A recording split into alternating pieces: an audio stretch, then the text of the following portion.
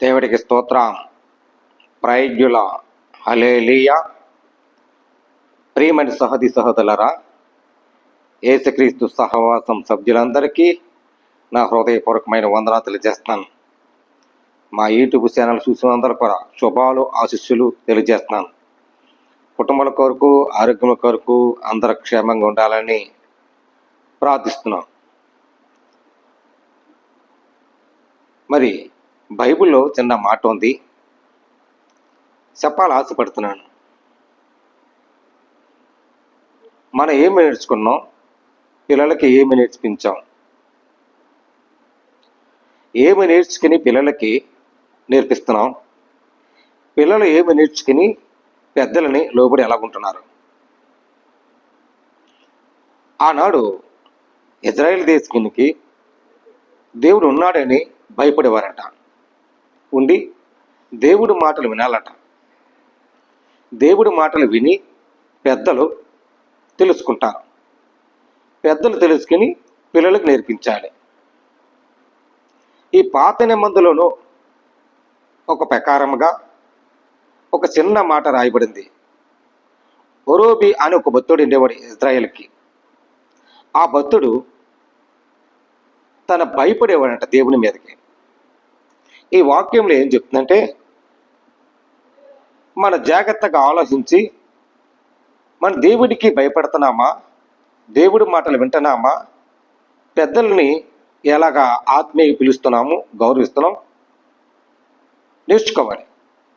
ఇక్కడ ద్వితీయోపకాండంలోను 4:9 వచ్చగలితే, అయితే మీరు జాగ్రత్త పడండి, మాటలు కానీ దేవుడు ఉన్నాడని జాగ్రత్త పడాలి.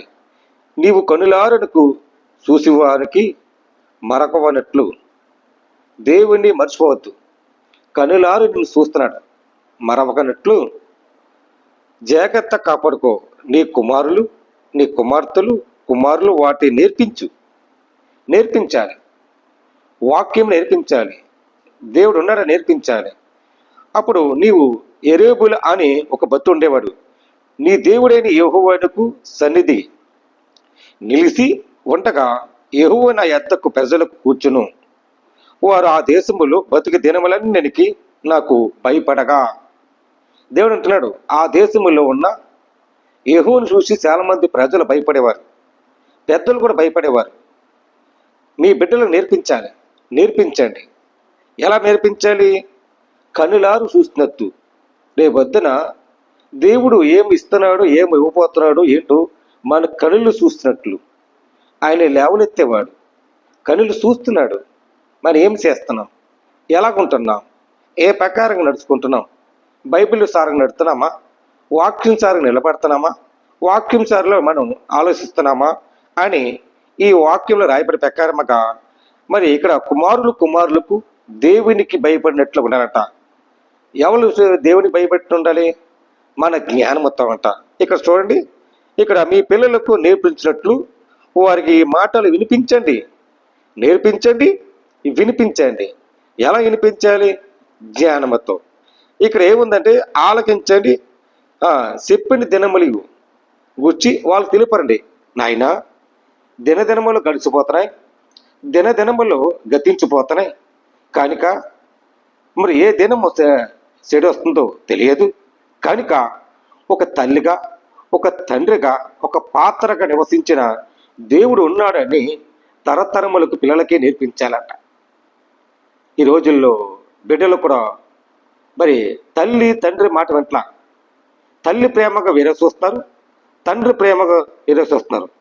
నీ తల్లిదండ్రులు ఉంటేనే కాదా దేవుడు వాళ్ళు ఇచ్చిన జన్మను నీకు ఇచ్చాడు. ప్రియమిట్లరా, తల్లిదండ్రులు మాట వింటాం, అది దేవుడిచ్చిన సంకల్పం, దేవుడిచ్చిన మహా గొప్పతనం. ఎందుకంటే ఆ తల్లిదండ్రుల మట్టే ఈ రోజుల్లో నువ్వు భూమి మీద నివసించి ప్రతి ఆలోచన, ప్రతి జ్ఞానమును ఎలా ఉండాలి, ఎలా నేర్చుకోవాలి, ఫ్రెండ్షిప్ ఏంటి, ఈ వాతావరణం ఏంటి, ఈ కళ ఏంటి, ఏమిటి అని నేర్చుకున్నావు. ఎక్కడ నేర్చుకున్నావు? నీ తల్లి ఒడిలోనూ నేర్చుకున్నావా, లేకపోతే నీ తల్లి మరి నేర్పులో నేర్చుకున్నావా, లేకపోతే నీ తండ్రి భారమతో నేర్చుకున్నావా? వాళ్ళిద్దరు ఉంటేనే కదా ఈ వాక్యం ఏం చెప్తుందంటే మనం దేవునికి వణుకున్నట్లుగా భయం ఉండాలంట. ఆ భయం ఉంటేనే మన దేవునికి భయపెత్తగలుగుంటాం. అప్పుడు మీరు దినములన్నీ నిలిచినేనా, కొన్ని షెడ్డ వస్తాయి, కొన్ని రోజులు వస్తాయి, మంచి రోజులు వస్తాయి. ఆ ఒక వాక్యం రాయబడింది, ఇదిగో మీకు మంచి రోజులు రాపోతున్నాయి, చెడు దినములన్నీ తీసేసా, నా మాట వినండి ప్రభు అంటున్నాడు. ఆ ఇజ్రాయెల్ దేశానికి ఒరే అని భక్తుడు కుమారులుగా ఇజ్రాయేలీకి సంబంధించిన ఒక భక్తుడు, ఆ భక్తుడి ప్రకారం దేవుడు అంటే భయపడేవారు. మరి దావీదికి భయపడలేదా? దావీదు ఇచ్చిగా చేయలేదా? దావీదు ప్రకారం నడుచుకోలేదా? మరి మనము కూడా ఎలా ఉంటున్నాం? మనం ఏ రకంగా ఉంటున్నాం? ఇంట్లో ఆత్మీయులుగా నివసించే భాగ్యమును ఆరాధ్య సమయంలో కొద్ది పాటిస్తున్నామా? ఆరాధ్య సమయంలో కొద్ది జ్ఞాపిస్తున్నామా? ఆరాధ్య సమయంలో ఒక 10 నిమిషాలు దేవునికి స్తుతించాలని మన భయం ఉంటుందా? నీ ఉదయము లేకనే రెయ్యి పగలతో ప్రార్థించు, మొరపెట్టు, నీ మొర ఆలకిస్తారు. ఏ సమస్య అయినా, ఏ కుంగైనా, ఏ వ్యాధి అయినా, ఏ రోగైనా దేవునికి లోబడుండు, దేనికి భయపడకు. ప్రతి విషయంలో భయపడకు. కీర్తనలోకి వెళ్తే భయపడకు. పాత కిందలోకి వెళ్తే భయపడకు. దేనికి భయపడతానంటే దేవుడు అంటే ధైర్యం నీకు సపోర్టు. నీకోసం ప్రాణం ఇచ్చిన యేసయ్య, నీకోసం త్యాగం చేసిన యేసయ్య, నీకోసం ఒక ప్రాణం పెట్టిన యేసయ్య. మరి ఆయనే మరి సాక్షాత్తు దేవుడు దిగి వచ్చిన సాక్షాత్తు పరలోక తండ్రి, ఆయన తండ్రి నామములో కుమారుడికి వచ్చిన మరి అంత ధైర్యమును మనకు చెప్తున్నాడంటే భయపడద్దు. ప్రార్థన ఒక వాయిద్యంలో మార్చుకో. ప్రార్థనే నీకు ధైర్యము సపోర్టు, ప్రార్థనే నీకు శక్తిని బలం ఇస్తుంది. ప్రియమని సోదరులారా, ఈ విషయం మనందరూ తెలుసుకోవాలి. భయపడకూడదు. దేవుడు ఆయన మహాగణుడు, మహావీరుడు. మనకి జ్ఞానం లేకపోవచ్చు, మనకు ఆలోచన లేకపోవచ్చు, మనకి విశ్వాసం లేకపోవచ్చు, కానీ అన్నిటికంటే యేసు నామములోను మనం ప్రార్థించాలి. యేసు నామములోను మనకి దేవునికి మొరపెట్టాలి. అప్పుడే అంటున్నాడు, అన్ని నామములు నా నామము గొప్పదైంది. వాక్యం రాయబడింది.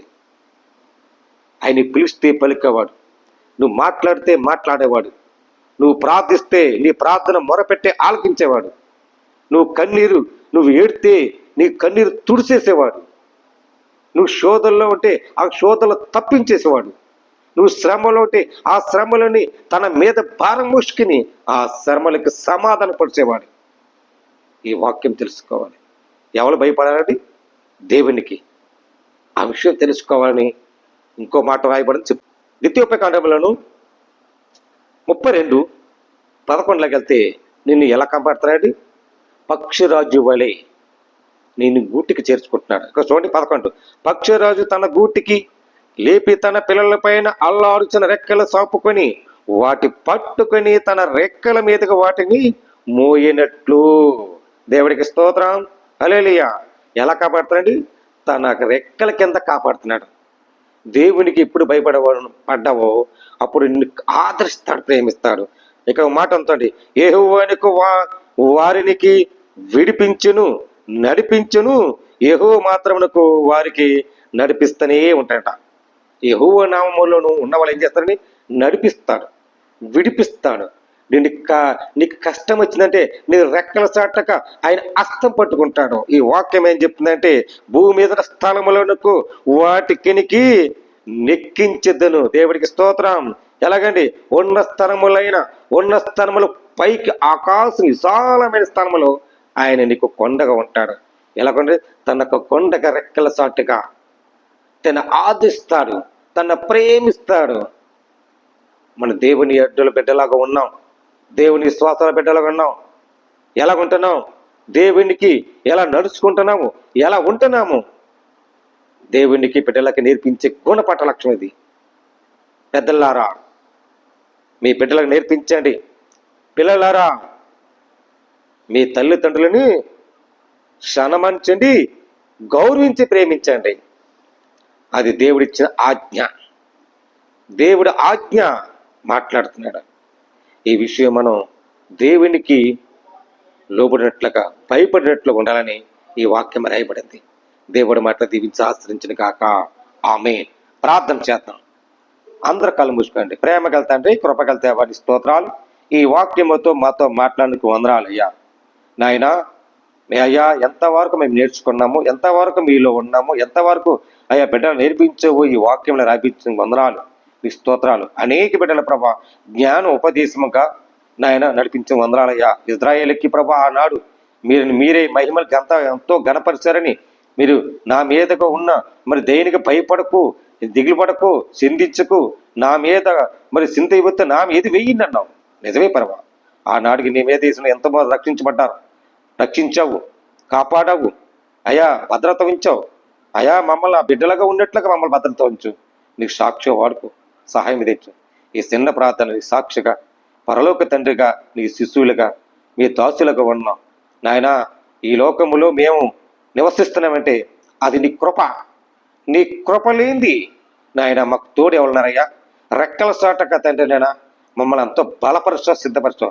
దీవించండి నీ స్తోత్రాలు. గొప్ప కార్యం తెచ్చని ఈ వాక్యము విన్నట్టుగా ప్రభా అయా, అనేక బిడ్డలకు ప్రభా వినిపినట్లుగా వాళ్ళ గృహంలో తెలియపరిచినట్లుగా ధరింపు చేయమని క్రీస్తు యేసు పరిశుద్ధాత్మ పెట్టమని నేర్చుకున్నా పరమ తండ్రి. ఆమేన్. ప్రైజ్ చేయండి. God bless you.